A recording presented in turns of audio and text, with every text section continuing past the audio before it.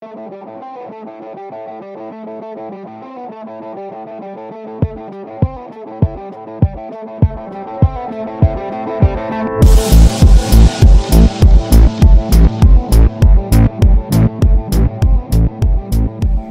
up, sports fans? This is Igor, your reliable host for Boys Couch and Ball, and we're bringing you a special Premier League special today.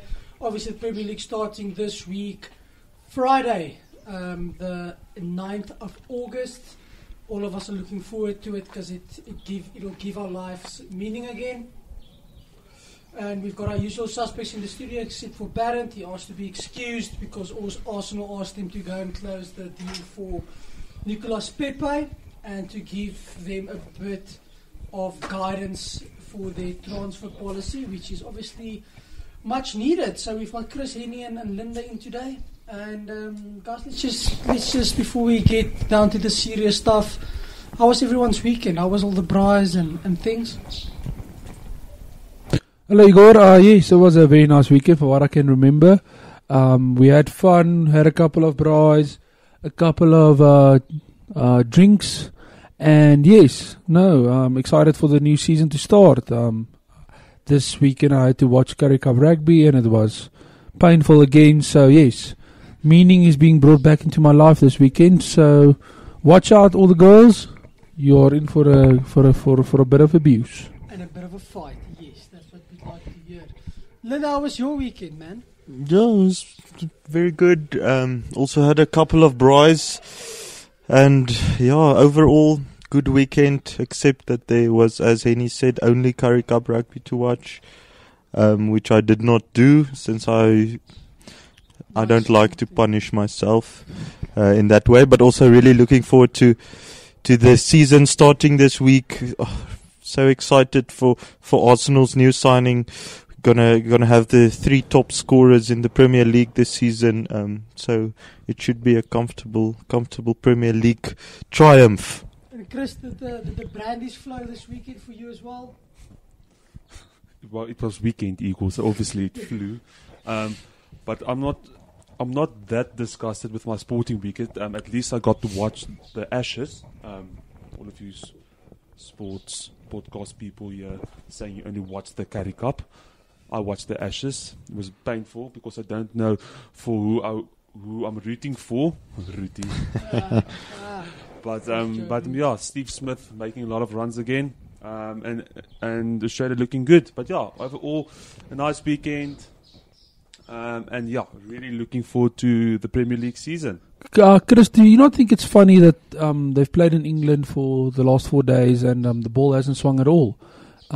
Clearly, the Australian team has been put back by this whole sandpaper thing, and they're not allowed to do ball tampering anymore.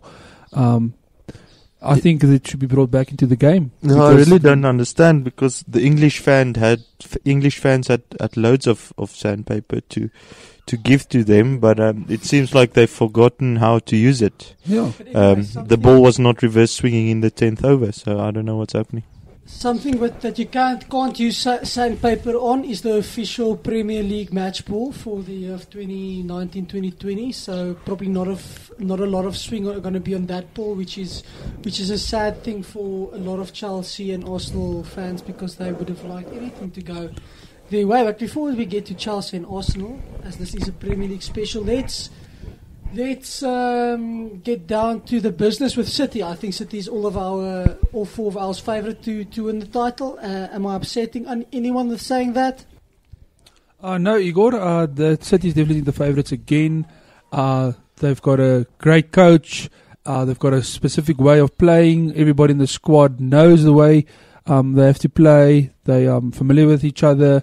And yes, they're on a system that works for them.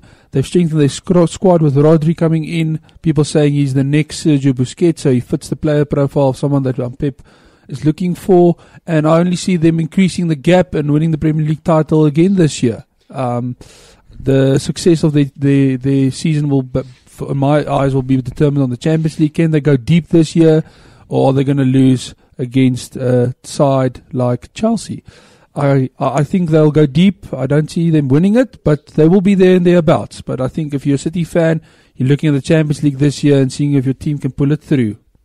And Linda, probably the biggest strength in Manchester City squad, which has been over the course of the last 2 seasons, is the depth they have in their squad. I mean, if someone's out, someone that's more impressive or just as impressive comes into the mix. Yeah, for sure. I was watching last season's games of City, and then when you have a bench with De Bruyne and Jesus and Jesus, that's good. Wow. And at least one of the Silvas as well. Yeah, was there and also in defence they have good centre backs, they have good depth. I don't see a weakness in their squad. One of the weaknesses they sorted out now in the central defensive midfield, buying Rodri from Atletico Madrid.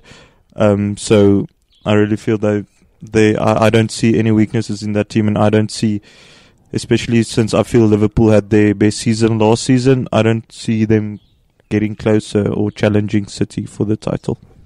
And Chris, City as well, obviously I don't think all of us like Pep as a person, but he's been a really good coach for City these last 2 seasons. And do you see that changing going into this season?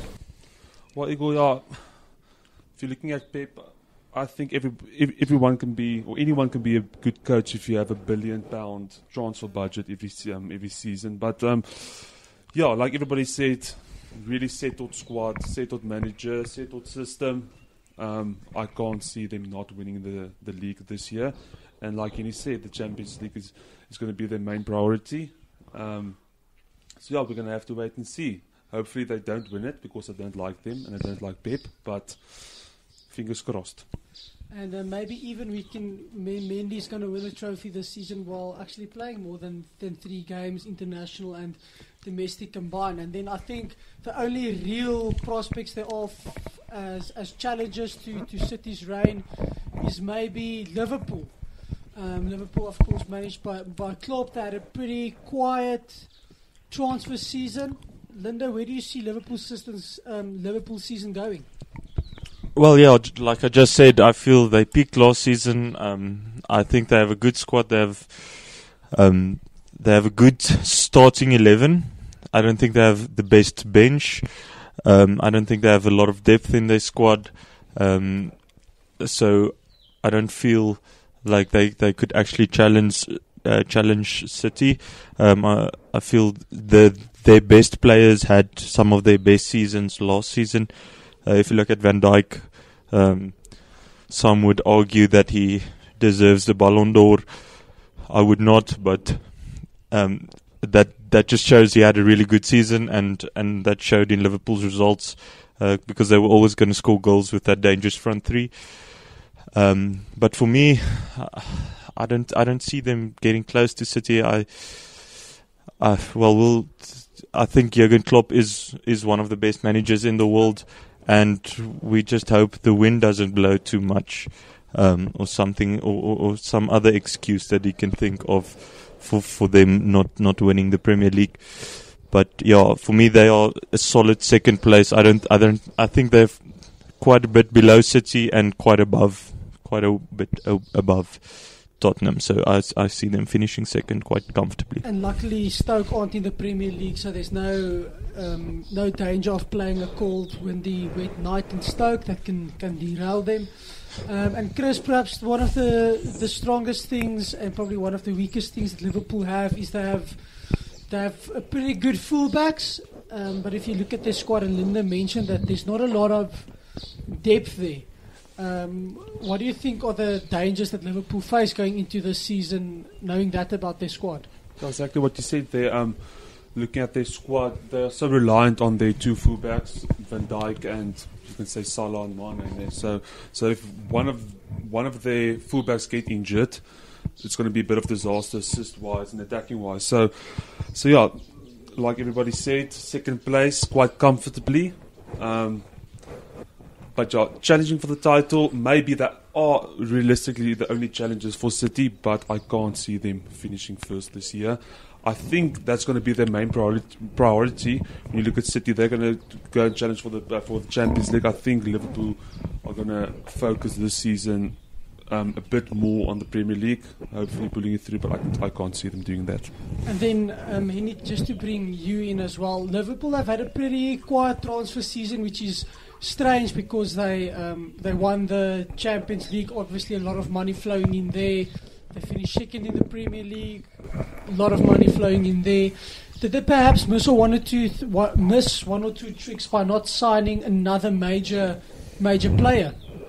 Well, yes, I do think that they missed a trick. I think if you're a Liverpool fan, you'll be a bit disappointed. I think the business they've done the last couple of years under Klopp has been great business. After the sell of Coutinho, they spent the money wisely, getting rid of Karius and bringing in a world-class goalkeeper, also a world-class defender in Van Dijk. But like Linda said, I think a lot of things went right for them last year. I think this was the season to buy add one or two players, even if they were squad players, to just cement their place as one of the top two teams. I still think they are the second best team in England, but I think they could have done with a couple of signings, especially in the wing-back position, and as well as maybe a settled experienced striker or a wing. I think the difference in quality between the front three as it stands and their bench, I think there's a big gulf in class when you look at players like Origi compared to Salah. I think that will, in the end, catch up to them, and I think realistically they will finish second by a margin, but I can't see them, like all the other guys said, finishing or winning the title. Only time will tell. They've got a great coach, but I do think if you're a Liverpool supporter, I think you'll go into the season a bit disappointed that there was an opportunity and it wasn't taken. And then moving on from that, probably I think the most realistic choice for third place in the league is going to be Tottenham. They had a pretty decent transfer window, bashing their transfer record by £25 million, signing Ndombele for around 65, which just beefs up that centre midfield that they have, and gives them a bit more depth in the CDM area. And Chris, obviously Tottenham have a lot of shortcomings. Do you expect any surprises from them this season? Well, Igor, I think they're gonna do the classic Tottenham, maybe lying in second place Christmas time, but I can't see them finishing in the top two realistically. I think they're gonna get knocked out in the Champions League quarter-final, finishing third in the league. But yeah, if you think about it, they moved into a new stadium, spent lots of money doing this huge project, but they have a settled squad, a very good manager.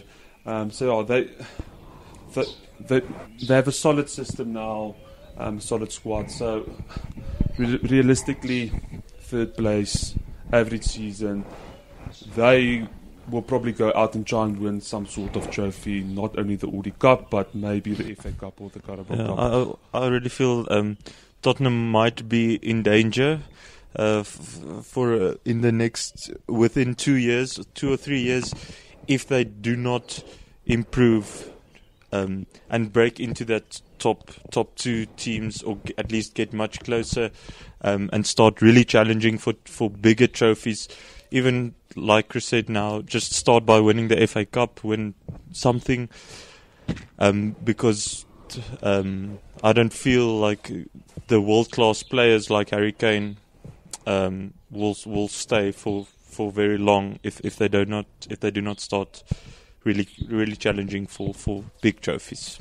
And then probably the biggest transfer of the season was the world-class right-back Trippier moving to Atletico Madrid for an astonishing 21 million euros of actual money. But that leaves Spurs a bit wanting in the fullback department. Danny Rose is turning 28. What do you think? Do you think that's going to be a big impact this season? Yes, Igor, I do think Tottenham aren't the finished article by any means.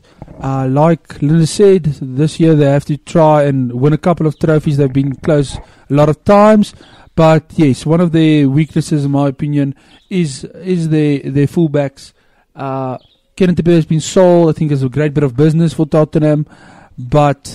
And the addition of Ndombele, what a great signing.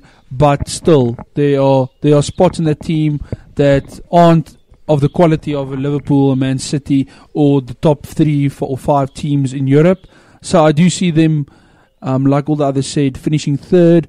But for me, their season will be defined by if they can win a couple of trophies this year. I think it's Harry Kane is not enjoying coming back after a long season and looking at his trophy room and seeing nothing but golden balls. And don't forget about the Audi Cup. Yes, obviously the Audi Cup. 3-1 Real Madrid win DVD. Yes, very nice, the Audi Cup. I don't think Harry Kane will get a stiffy from that. But yes, a trophy is a trophy, especially if you're a Tottenham supporter. It's like being a Ethiopian child in the desert and finally finding water after a 2-week dry spell. And then I think if we move on to teams that we are definitely sure aren't in the running for any trophies, when we get to the top 4, I think the challenges for the top 4, obviously Arsenal, United and Chelsea, maybe a surprise package sprung by Wolves and or Everton. But if we get to Arsenal, obviously Linda in our part of our distinguished panel of hosts is the only Arsenal fan, with good reason. So, Linda, talk to us about where's Arsenal going to go now? What's the plan?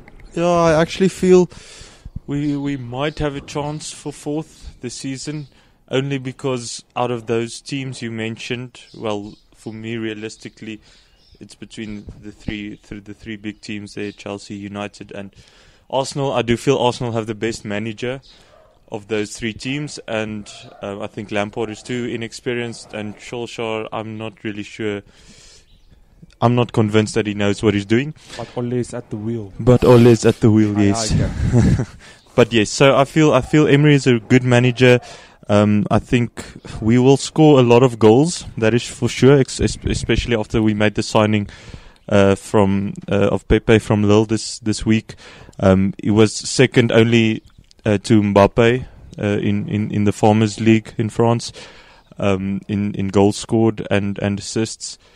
So I think we have a great attack, but again, there's no defense. Our keeper is not good enough. So I see a lot of games we may be winning 5-4 or something, and I see a lot of games we are losing 8-4. So exciting times for Arsenal. It is, yeah, it will be great to watch, and I can't wait for the end of the year when we're going to watch the Arsenal-Chelsea game at the Emirates. So I think that will be nice to see, because we will see at least 15 goals between those two teams. But other than that, for me, it's a coin toss really for 4th place. I don't think there's really a team that you can say is better than the other 2 of those 3 teams. For me, I'm just disappointed that Arsenal spent 72 million on a player that is good, but we don't really need. I would rather see us spend 72 million on a world class centre back. I think that will make a bigger difference in Arsenal, in the team.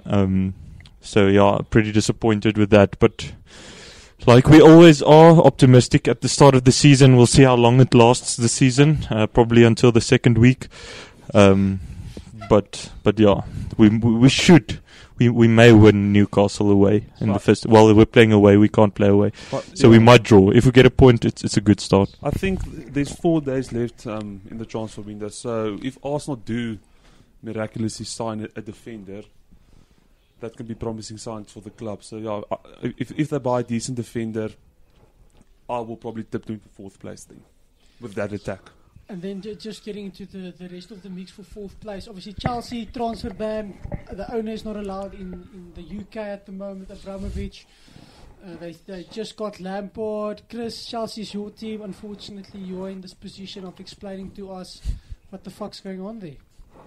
Well, Igor, like you said, the transfer ban is an absolute disaster for the club. We lost Hazard, who was basically half of our team last year. So 3 things that has to go Chelsea's way this season is Kante is probably our most important player this year. He needs to stay fit throughout the whole season. We need one of our 3 strikers to actually score goals this year. If you look at the striking options, Giroud, Tammy Abrahams, and who's the third one? Batshuayi. I can't see them scoring goals, but hopefully one of them hits form and can score 15 goals or 20 goals throughout the season. And maybe, just maybe, Lampard can surprise us all and have a decent season with Chelsea. I can't see that happening. I think we are in major trouble this season. You're obviously talking about the manager that took Derby from 6th in the Championship to 6th in the Championship, which is not something all managers can say. And 6th in the league probably this season. So, yes, 6-6-6, make of it what you will. And then I'm going to give United to the person who I think hates United the most in the world, which is Henny. Henny, sum up United's 2019-2020 season. Well, Igor, I do think, again, Man United have got big problems. They've got a very inexperienced coach. They've got a lot of questions that still need to be answered. They've got, in my opinion, the 6th or 7th best midfield as it stands at the moment. There are still 4 days left in the transfer window. If they can sign someone like Bruno Fernandes or Dybala, swap deal with for Lukaku. I mean, I could see Lukaku's first touch from here in Pretoria. So that would be an awesome deal for them. But, yes, I do think that they are lacking big time in certain places, especially the midfield. I think a player like Popper, he's world-class, but that's unfortunately the only world-class player in their midfield. I think if they play against teams like Wolves and away games, teams will just focus on Pogba, put a lot of pressure on him, and I think that is Man United's main outlet. And I think teams that put pressure on him will get points from them, or will take points from them. So I see Man United, if they don't make a signing for someone in the midfield like Bruno Fernandes or Dybala, I see them having problems this season. Realistically, I think they will obviously push for top 4, but I see them finishing 5th or 6th this season. And then I think if we chat a bit about the surprise packages, Wolves has been pretty impressive last year. Everton just made, I think, the signing of the Premier League in Moise Kean. Linda, do you see realistically Wolves toppling Arsenal, Chelsea or United to go 4th? Realistically, I don't think so. I don't think. I think they will finish a lot closer. They will.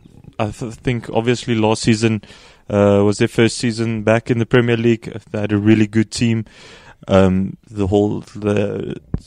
manager, what's his name, Nuno, basically imported the whole of Portugal for Wolves, and they gelled very well together as a team. They have a plan. They play with a purpose, and they really look like they're enjoying their football. So I see them getting much better. Obviously, they made the signing of Raul Jimenez permanent now. He was on loan last year there, so he's a good striker. He'll get you 15, 20 goals a season, and I think they will close the gap to that top 6 along with Everton. I think they will, especially if something goes wrong at United or Chelsea or Arsenal, which is a big possibility. I can see them finishing 6th or maybe even 5th. But yeah, if everything goes right and they don't have a lot of injuries. But I really like the way they play and the way they go about their football. So yeah, and they're a good team to watch. So yes, I think they will get closer, but not realistically top 4. And then Chris, Everton obviously just signing Moise Kean and spent a hell of a lot of money the last couple of seasons, not getting a trophy from it at all. Do you think they're going to surprise us this season? Do you think this Everton project is finally going to pay off? Well, Igor, yeah, like you said, they spent a hell of a lot of money the last few seasons. But if you talk about money, it's like 150 more every season. So their project is quite promising, but they haven't converted that money into points and into good football. So I don't know. Actually, my prediction is they're going to finish 7th. Not going to challenge, not near top 4.